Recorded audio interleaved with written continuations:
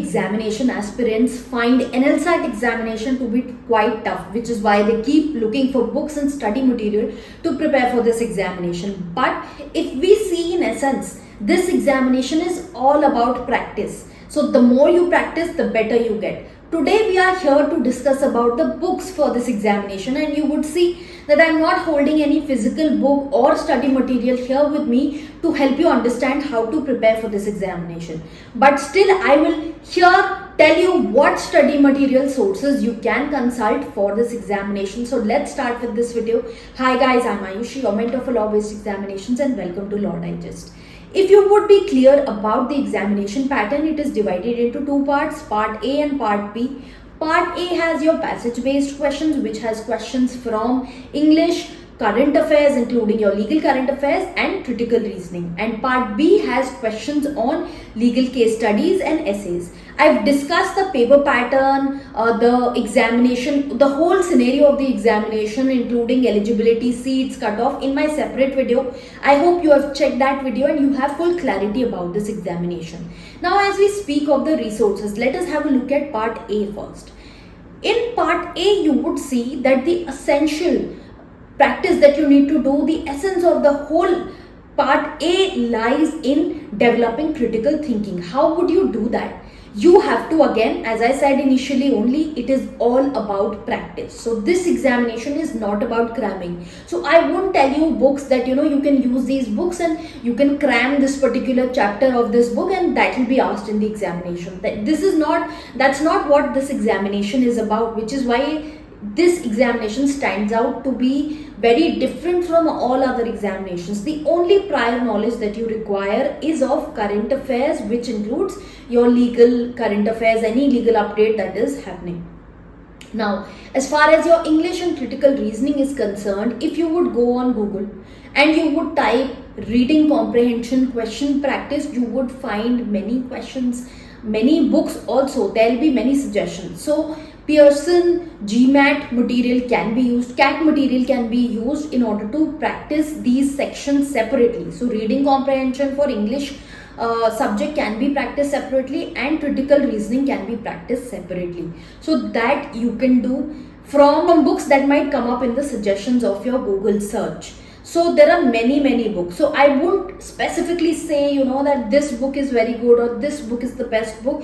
I have suggested in the past that Pearson publication की जो books होती हैं, those books you can use for practice. But again, this exam is about developing that skill and which will come with practice. So there is no one set book.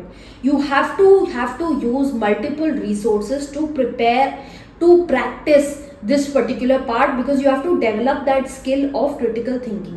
One of the very good resources that you can use is the Hindu editorials. So you can pick up those editorials. So start with one para each initially. Pick up a para and see what the author is trying to say. Then in your head try to think what inference can be drawn from a paragraph. What conclusion can you make? What is the theme of the paragraph that the author is trying to speak of? What are the things that can weaken the statement or the argument the author is trying to make there? So if initially you would remember, I started off with this video saying that law students find 3-year LB examination, made the NLSAT examination to be the toughest, and they keep looking for various materials and resources to prepare. Now here, what I'm trying to say is the ideal theme of the paragraph that I had spoken is that people look for study material for NLSAT. What is the assumption there? The assumption is because law students find this examination to be tough. The conclusion, where does the solution lie? I said practice is something that can really help. So this process is very simple. You just have to break down whatever study material you are using, whatever you are studying. You have to break it down into different formats. Now, what can those formats be? You can check past year papers for that. There are ample of videos that I have already put up on the channel wherein I've discussed sample papers, past year papers, so you can use them to understand in the actual examination what kind of questions they are asking. So having a clue about the kind of questions is very important. Having an analysis of the past year papers, for which again I have separate video available. You can check those videos and see what kind of questions have turned up in the examination. The same way you should prepare for your examination. Do not just blindly, pick up a GMAT book or a CAT book and start studying and practicing questions. Understand the paper pattern first. See the kind of questions that are coming, because you have to know if what you are studying, what you're practicing is really applying for your examination purposes or not. So that is essentially how you should be studying. You wouldn't really find a book based on NLSAT pattern wherein a passage is given and questions from all these three areas are given. You will have to practice separately only. If you would want to practice collectively, then go for study material for NLSAT specifically. Like, you would find many resources online. We also run our own NLSAT program where students do find passages to practice. We've covered them individually also, and there are questions to practice. Again, for current affairs, as I said, prior knowledge is required. Now for that portion, how can you go about that portion? Do not pick up newspapers and make notes. Use newspapers for editorial section, for understanding, for interpreting. To create those notes, I would say that rather opt for online compendiums. There are many compendiums that are available online. Every organization or every institute, they do have their own current affairs compendium if they are helping you prepare for entrance examinations. Now for law entrance examinations, again, there will be many places that are having their own current affairs material. So whatever suits you. We on our platform also do provide you with a compendium. We have a separate compendium for current affairs and non-legal current affairs. And also, on Instagram, on YouTube, we keep posting about major events, legal events that do happen, that are generally asked in your examination. So an update with those, you need to stay updated with the news items that we are coming up, so that in the examination you won't find it very difficult in order to answer those questions, because you have an idea, you've read about that news somewhere. So that is how you go about your current affairs. And as I said, there'll be many books on Google, many practice questions available, which you can use for developing that critical thinking skill. So the main essence of this examination is developing that skill. You can use CAT books, CLAT books, GMAT books, and if you're able to find specific NLSAT material, whatever may suit you, you can use that and practice as many questions as possible. So the essence of part A is basically about breaking any paragraph that you study into different divisions and understanding what the examiner is trying to ask me and how to answer those questions. So breakdown of statements you have to understand. You have to understand how to read between the lines, how to interpret. That is the main essence of this paper. Then if we speak of part B of the examination, that comprises of your case studies. Now those case studies, again, I would say that legal case studies as such you would not find.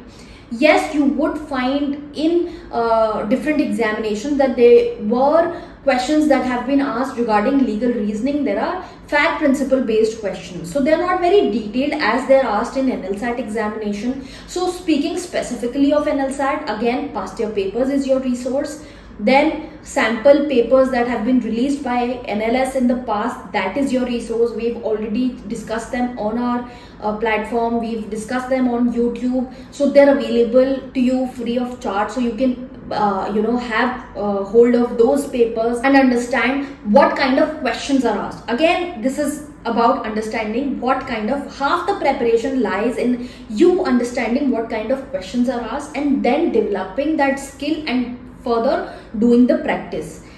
Now as far as part B, answer writing, is concerned, there is no one specific way of writing an answer. I cannot tell you that you go for this book and it will tell you how to write these answers and that is how exactly you have to write the answer.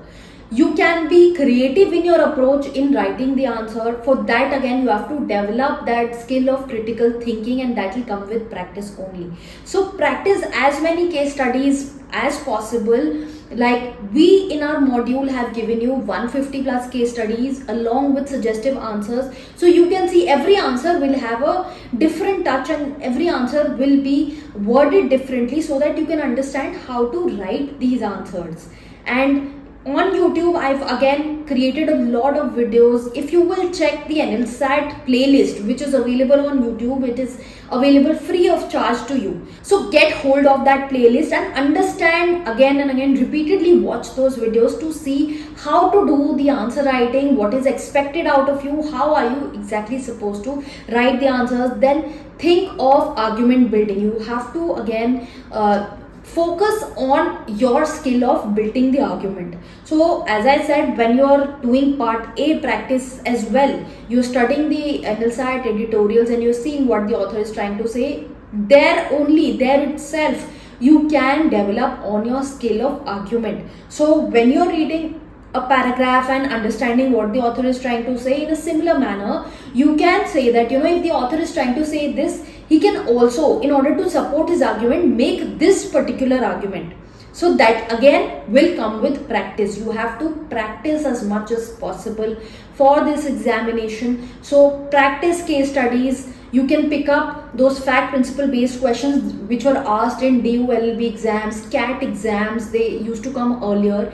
You can pick up those and try to give an expansive view to the question, because the question might be of 3-4 lines only, but then you can create those problems for yourself, or you can take help from someone to give you a legal case study problem, create that problem for you, and then you sit down to answer writing. How to do answer writing, as I said, is already available in the YouTube videos available on the channel. I will also be coming out with more videos to help you understand how to write these answers, and even for the essay writing part. Now understand that the essay here is not your current affairs essay that students generally write for UPSC or any other examination. So instead of current affairs, focus on analytical reasoning, and the way that you have to write the essay again has been explained by me in my YouTube videos. You can check those in the playlist. There is a proper structuring they expect you. Even in your part B case study answers also, they expect a proper structure, that you have an introduction and body, conclusion. So how to further divide these, how to create these, and how to have that logical flow is what you have to practice. So you would understand that this examination is not about formulas or rules. I'm again and again stressing on the fact that you have to practice analytical reasoning, thinking critically, and then bringing it out on paper for your part B. That cannot happen through books as such. There are no books. It comes through practice plus evaluation. So you could have someone who could give you those questions and evaluate them for you, so that they can tell you, they can give you a feedback on those answers and tell you that, okay, this is here where you are going wrong. And that is because as a reader, for me to understand what the other person has written, I will be able to give a better view and better judgment, rather than you yourself evaluating your answers. Part B answers cannot be evaluated by self. You will obviously be very biased towards your own self, which is why, like, we have those 150 case studies, we've given you suggestive answers so that you can compare.